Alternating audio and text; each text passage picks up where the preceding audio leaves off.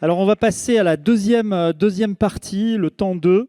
Donc, cette fois, on va parler donc tout secteur d'impact pour le climat. Alors, c'est évidemment un sujet, s'il en est, prioritaire, notamment parce que ça représente plus de 50% des objectifs du projet de territoire sont consacrés au climat. Et donc, je vais demander à Marc Rollin de bien vouloir me rejoindre. Marc Rollin, qui est vice-président du Grand Annecy. Il est justement en charge de la qualité de l'air, de la transition énergétique et écologique. Alors, Marc Rollin, on l'a vu, je le disais, plus de 50% des objectifs de projet de territoire sont consacrés justement au climat, au plan climat. Donc, est-ce que vous pouvez nous en dire plus et nous tracer un peu cette feuille de route? La parole est à vous. Merci. Bonsoir à tous. Une dame de Sévrier nous a dit, je ne sais pas si elle est dans la salle d'ailleurs, pour que nos enfants puissent garder une belle qualité de vie, il faut y aller, engager des actions à la hauteur de l'enjeu. Elle a raison, cette dame. Cette décennie est décisive. Et moi, je suis convaincu que c'est aussi une formidable opportunité pour choisir la voie de la transition, la voie du changement et s'adapter rapidement à ce changement climatique plutôt que de le subir. Nous avons des atouts, un environnement exceptionnel avec de multiples ressources comme nos forêts, nos espaces naturels, nos entreprises engagées dans la transition et des habitants très attachés à préserver cet environnement. Nous avons déjà enclenché le virage avec Impact pour le climat, élaboré avec plus de 400 citoyens, des entreprises, des jeunes. Celui-ci a été adopté en juin 2021. L'objectif de ce pacte, contribuer à hauteur de l'engagement de la France. Réduire les émissions de gaz à effet de serre de 50% en 2030 pour arriver à la neutralité carbone en 2050. Et pour cela, il nous faudra adapter nos modes de vie, nos logements, nos équipements, nos habitats, changer notre façon de nous déplacer et de nous nourrir pour préserver notre qualité de vie dans un monde évidemment plus chaud. Le pacte pour le climat, ce sont 70 actions concrètes organisées en 4 axes. Diminuer nos consommations d'énergie, celles liées à nos déplacements, avec en particulier la mise en place d'un réseau cyclable et d'un transport en commun en site propre. Celle de nos bâtiments, avec un grand plan de rénovation thermique. Il faut absolument qu'on soit plus sobre sur nos logements. Valoriser les ressources de notre territoire, la filière bois pour l'énergie et la construction des bâtiments, la production d'énergie renouvelable, solaire, géothermique ou hydroélectrique. L'alimentation locale, l'économie circulaire pour faire de nos déchets des ressources. Nous adapter au changement climatique, planter des arbres, végétaliser nos toitures, remettre de la nature en ville, protéger nos ressources en eau, anticiper les risques naturels ou sanitaires. Avec ce pacte pour le climat, nous avons tous les outils pour enclencher le changement. Enfin, j'ai gardé pour la fin l'axe qui nous réunit ce soir, mobiliser toutes les forces de notre territoire pour atteindre nos objectifs. Chacun a un rôle à jouer pour réussir cette transition écologique. L'agglomération, les communes, les entreprises, les acteurs socio-économiques et bien sûr, vous tous les habitants. Pour savoir où nous en sommes, d'où nous partons, savoir ce que font déjà les habitants, ce qui nous motive à changer, ce qui nous freine aussi, à quelles actions nous pouvons mettre en place pour accélérer la transition écologique, nous avons mené une opération inédite. Une grande consultation sur le climat et les changements de comportement. Je rappelle, le principe de cette consultation, c'est un questionnaire qui a été conçu par et pour les habitants. Ce ne sont pas les élus qui ont proposé les questions et le choix des réponses. Ça aurait été trop facile. Sur ce questionnaire, c'est bien les habitants qui ont choisi les questions et les réponses. Nous avons réalisé cette enquête pendant 6 semaines. Des dizaines et des dizaines de consultateurs, des citoyens, des éco-délégués, dans les collèges et dans les lycées, des élus, des agents de l'agglomération et des communes se sont démenés pour faire vivre ces grandes consultations, jamais réalisées sur le Grand Annecy à cette échelle. Et ce soir, d'ailleurs, je voulais savoir s'il y avait des consultateurs, et j'aimerais bien qu'ils se lèvent dans la salle. Est-ce qu'il y en a ce soir des consultateurs? Levez-vous, parce que j'aimerais bien qu'on vous fasse une ovation.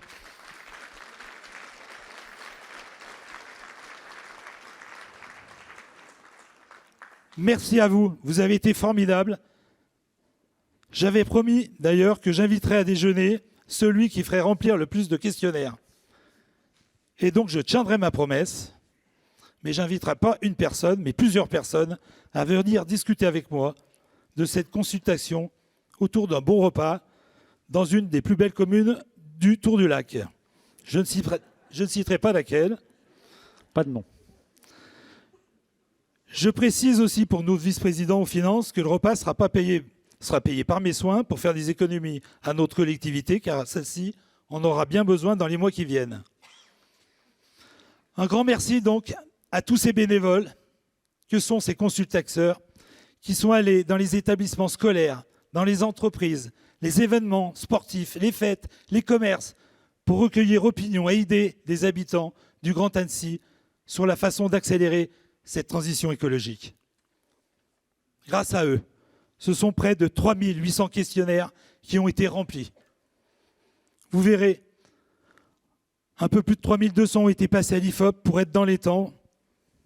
Est-ce que les personnes qui ont répondu d'ailleurs à cette consultation peuvent se lever aussi? Qui c'est qui a répondu dans la salle à cette consultation? Levez-vous, voir.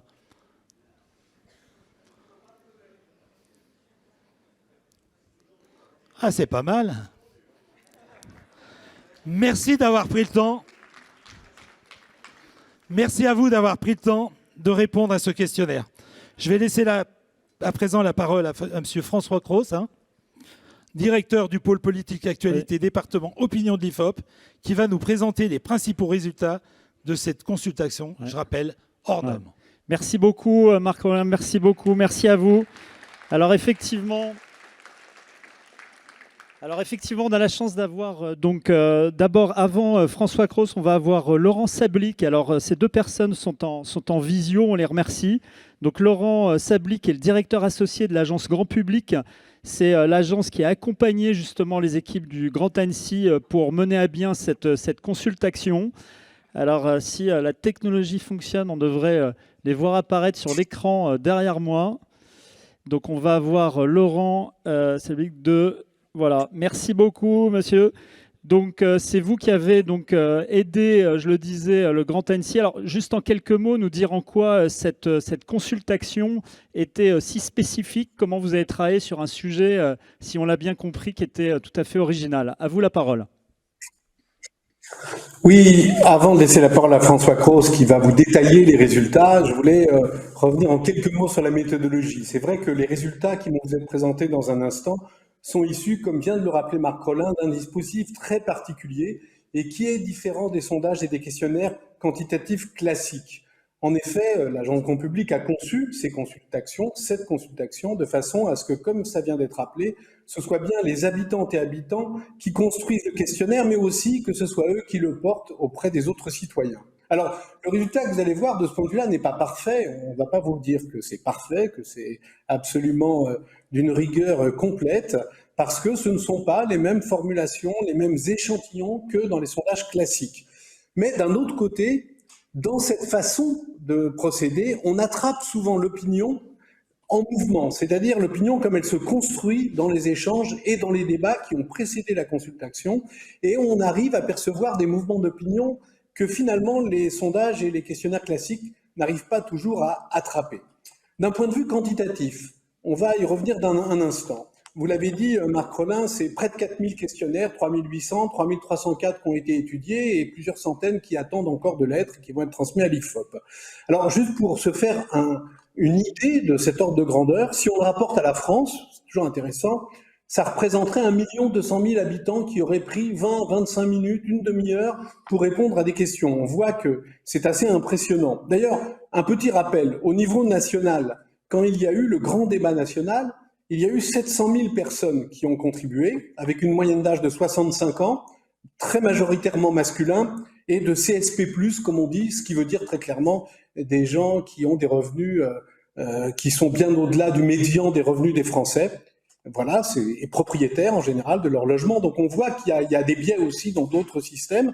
Par contre, comme vous le verrez tout à l'heure quand ce sera détaillé par François Cros, là on a une surreprésentation de la jeunesse, ce qui veut dire que dans le cadre d'une consultation qui porte sur le pacte climat, c'est plutôt réconfortant de savoir que les jeunes se sont mobilisés de cette manière.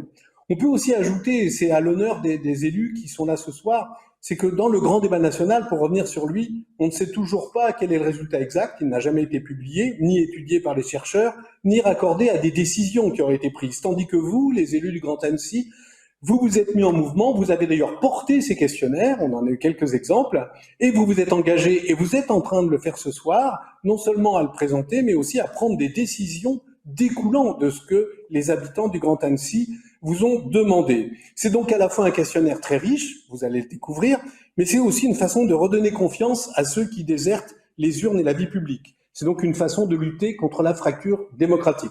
J'ai donc terminé, et je ne peux pas terminer sans faire un salut amical au PDG de Huit Mont-Blanc, puisque avec André Campana, Jean-Charles Élève et moi-même, c'est nous qui avons créé en 1989 cette télé en Haute-Savoie. Donc je suis très content de savoir que les Hauts-Savoyards continuent à pouvoir regarder la Huit Mont-Blanc.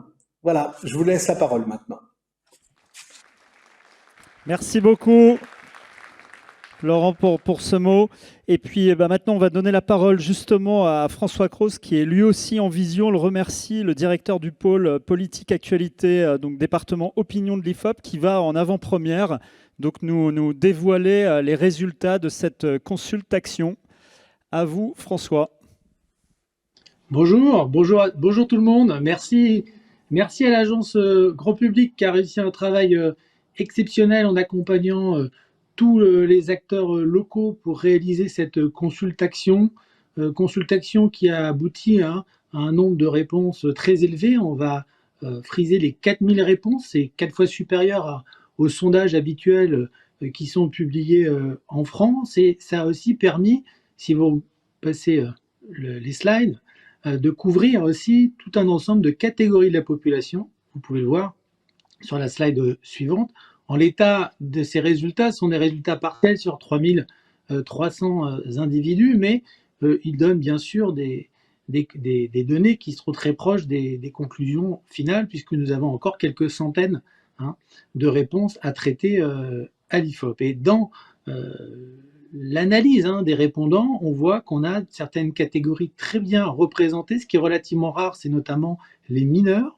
On a près de 500 jeunes de moins de 17 ans. C'est des choses qu'on n'observe pas en général dans les consultations où on a plutôt une surreprésentation des seniors. On a aussi les femmes qui sont mieux représentées que les hommes. C'est pas étonnant puisqu'on sait que les femmes sont très souvent beaucoup plus sensibilisées à la cause environnementale.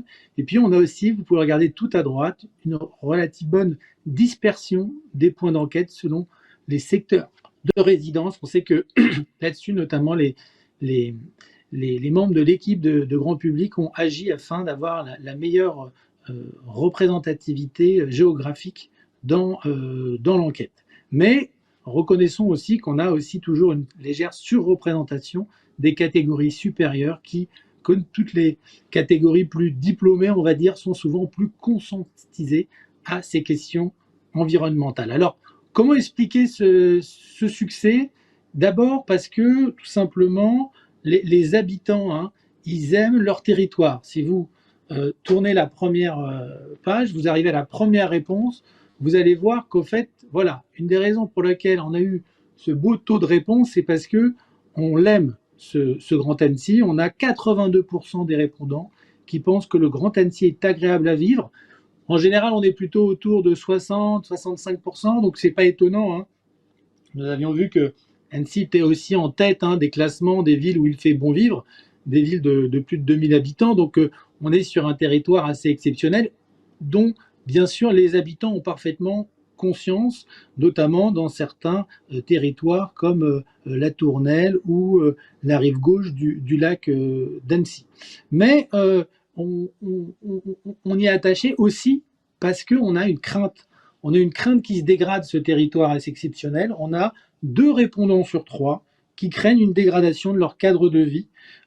Et c'est quelque chose qui est particulièrement fort, notamment chez les jeunes et dans certaines catégories qui appréhendent plus l'avenir, comme par exemple les catégories plus populaires. On a au total quand même 26% qui pensent que dans 10 ans, le territoire sera quand même plus difficile à vivre qu'aujourd'hui. Alors, l'autre raison pour laquelle on a eu cette belle participation, cette belle mobilisation, c'est aussi parce que on a une conscience écolo, entre guillemets, qui est sans doute plus forte ici qu'ailleurs, et aussi une bonne identification des dispositifs mis en place en la matière dans ce territoire qu'on apprécie. On a notamment le dispositif vélo, qui a un taux de notoriété en bleu de 83%. Alors tout le monde n'en bénéficie pas, tout le monde ne fait pas du vélo, mais on a aussi les primes rénov du logement et autres qui sont relativement bien identifiées, même si bien sûr il y a sans doute encore de l'optimisation à faire en la matière. Mais ce qu'il faut retenir, c'est surtout que cette mobilisation elle tient au fait qu'on a une conscience écolo assez forte. Si vous tournez la slide suivante, vous verrez notamment que l'importance accordée à l'écologie, elle est massive. On a quand même 66% en vert foncé des répondants qui pensent que c'est un sujet très important sur lequel il faut s'en occuper en priorité. Et les autres sont quand même loin d'être négligeables dans leur réponse, vu que même s'ils considèrent qu'il y a d'autres sujets plus importants, ils sont aussi 29% à reconnaître l'importance de la chose. Quand on demande en général aux Français si ils jugent l'importance accordée à l'écologie, on est sur un ratio qui est environ d'une quinzaine de points moins élevé. Donc on voit bien qu'on a une sensibilité plus forte parmi nos répondants que ce qu'on observe à l'échelle nationale. Et cette sensibilité, si on regarde la slide suivante, elle se traduit par un changement substantiel dans la vie de tous les jours.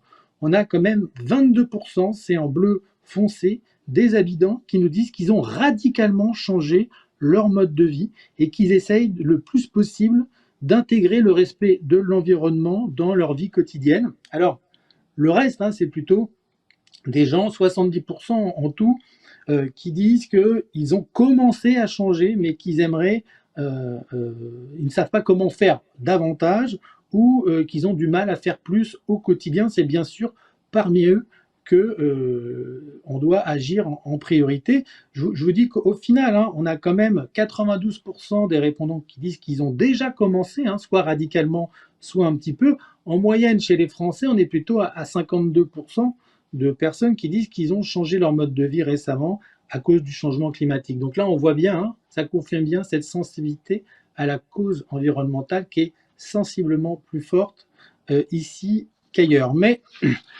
sur ces gens-là, ces 70% de répondants qui nous disent qu'ils aimeraient bien faire mieux, on voit qu'un frein se dégage.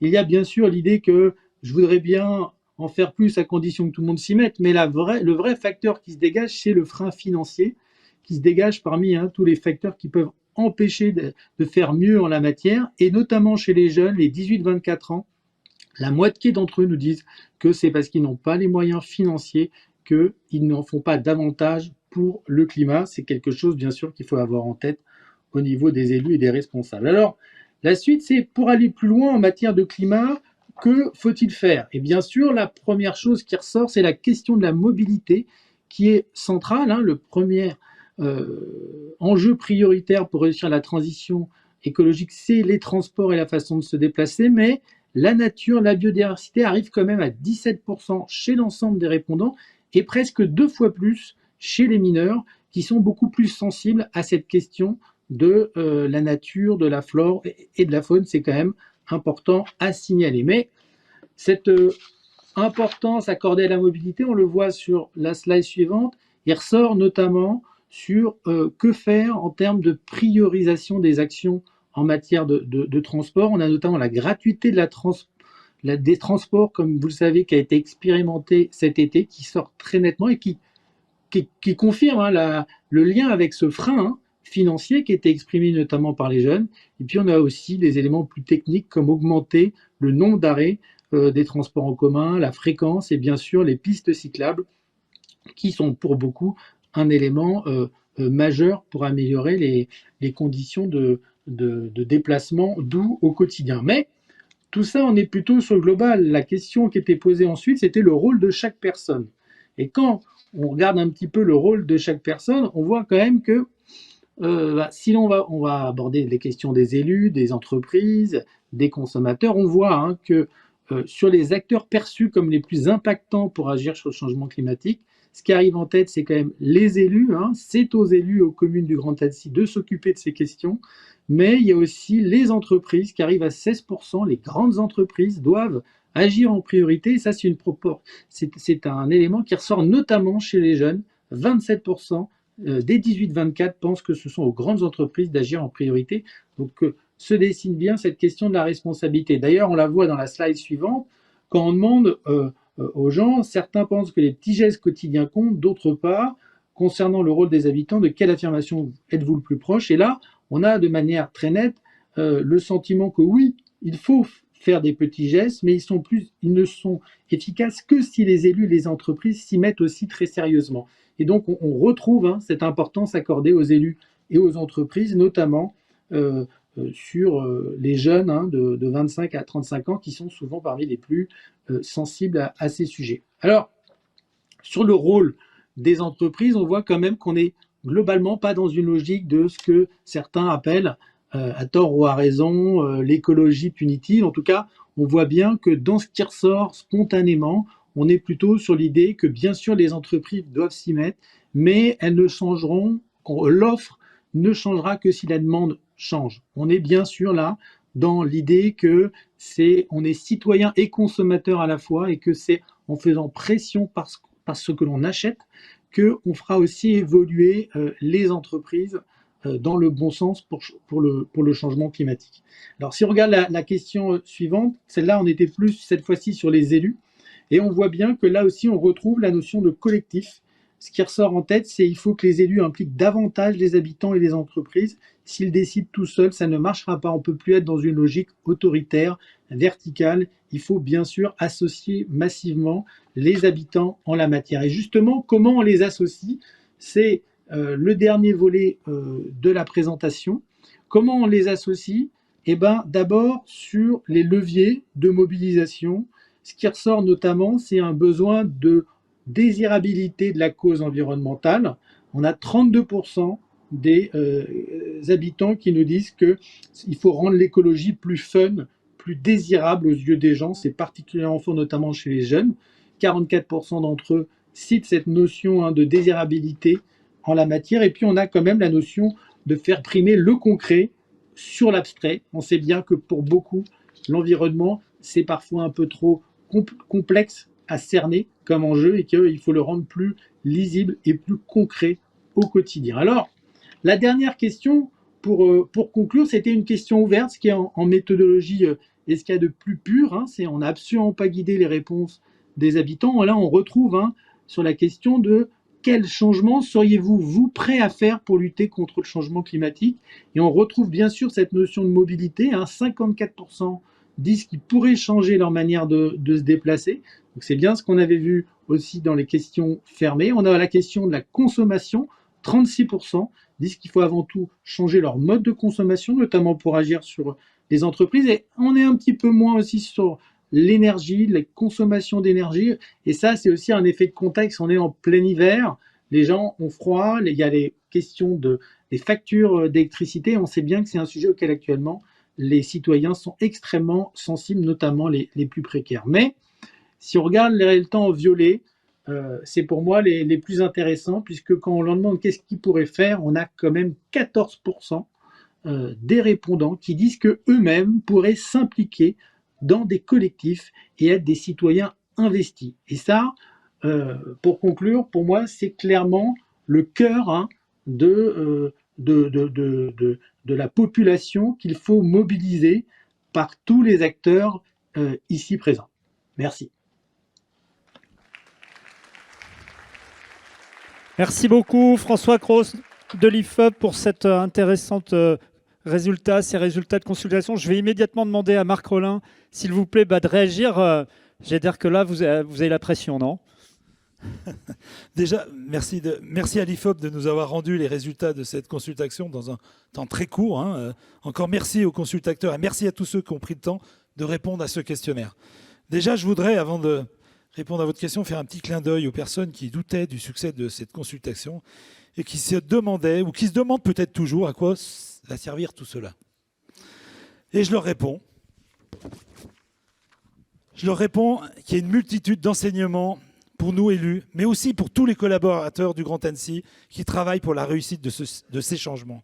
Nous avons, grâce à cette consultation, de nombreuses pistes d'action et d'idées. Je vais en retenir 3 en particulier. La première, pendant 6 semaines, on a discuté d'écologie sur notre territoire. On a parlé avec des gens que l'on n'entend jamais, les plus jeunes comme les anciens. J'ai parlé avec des personnes avec qui je n'aurais jamais discuté de ce sujet, ô combien important, comme mes voisins. Pour exemple, je suis allé avec des consultateurs au collège de Saint-Joriot. Pour exemple, le lendemain, je croisais des parents qui m'ont interpellé en me disant que leur fille leur avait expliqué la démarche. Donc, ce sujet qui nous demande à tous de changer, en parler, c'est déjà un premier pas important et nécessaire. En parler, c'est déjà commencer pour moi à agir. Voilà pourquoi je suis fier de la réussite de cette opération et je remercie toutes les personnes qui ont géré cette grande consultation. Et je voudrais encore qu'on les applaudisse.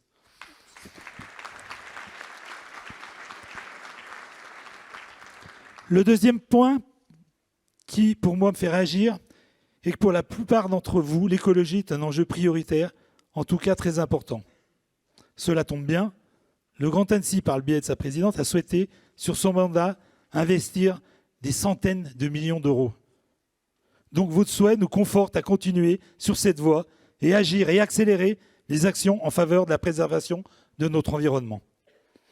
Et pour terminer mon propos, le troisième point qui m'interpelle, c'est que vous comptez sur nous, les élus de l'agglomération et des communes, pour agir rapidement. Cela veut dire que vous nous faites confiance. Et pour moi, cela me motive encore davantage. Vous considérez aussi que votre rôle est important. Vous l'avez dit, il faut que tout le monde s'y mette aussi sérieusement. Vous pouvez compter sur moi, vous pouvez compter sur nous pour poursuivre avec vous cette mobilisation auprès des entreprises et de mes collègues élus. C'est une priorité du mandat. Tous les vice-présidents du Grand Annecy sont au travail, comme vous allez le voir dans quelques instants. Je vous en remercie. Alors, peut-être justement, on l'a vu, la pression elle est là parce qu'effectivement, les habitants, il y a cette consultation, il y a quand même, si j'ai bien compris, avec nos amis de l'IFOP, quand même une participation extrêmement importante. Moi, je peux en témoigner, je vous ai vu passer des questionnaires, j'ai vu aussi Frédéric Larté, vous étiez là à Courrier un après-midi, les gens vous interpellaient aussi à travers ces questionnaires. Après, la question légitime qu'on se pose, c'est toutes ces infos qui sont à l'IFOP, ces résultats, qu'est-ce que vous allez en faire, comment vous allez les retraiter, comment vous allez les utiliser très concrètement? Eh ben, on va les utiliser tout simplement en tenant compte. Vous avez vu, sur la mobilité, il faut qu'on agisse vite. On nous demande aussi encore de la gratuité. Je ne sais pas si on pourra le faire. Ce sera aux élus de décider. Ça, je ne peux pas vous répondre ce soir. Tout seul, je ne m'avancerai pas d'annoncer des bonnes nouvelles. Mais je vais dire, il faudra quand même tenir compte de ce qui se dit, ce qui s'est dit. Ce n'est pas 200, 300 personnes. Là, on parle de 3800, 4000 personnes. Donc ça pèse. Écoutez, merci beaucoup. De toute façon, si vous vouliez rajouter quelque chose, excusez-moi. Juste pour ma part, avant de conclure, je voulais faire un point rapidement sur 3 actions avant de laisser la place à mes collègues vice-présidents. 3 actions qui sont lancées et qui marchent. Déjà, plus de 1250 chauffages au bois non performants ont été changés avec notre aide. Nous devons aller encore plus loin avec ce fonds Airbois pour aider encore 3000 ménages, en priorité les plus modestes. Pour diminuer le recours aux énergies fossiles et développer les énergies renouvelables, nous aidons les entreprises et les communes. Plus de 3,8 millions ont été réservés pour aider les projets en géothermie, solaire thermique, des chaudières à bois et des réseaux de chaleur. Donc les entreprises peuvent en profiter. Nous les accompagnons également pour développer le solaire photovoltaïque. Ces aides ont été mises en place cette année et vont porter leurs fruits dans les années à venir. Pour s'adapter au changement climatique, nous avons déjà aidé à la plantation de 22 500 arbres sur le territoire. Nous sommes dans la bonne dynamique pour atteindre les 250 000 arbres d'ici 2050. Vous voyez, il y a des solutions qui marchent. Il faut qu'on les continue. Merci à tous. Merci beaucoup, Marc Rolland. Merci pour ces réponses.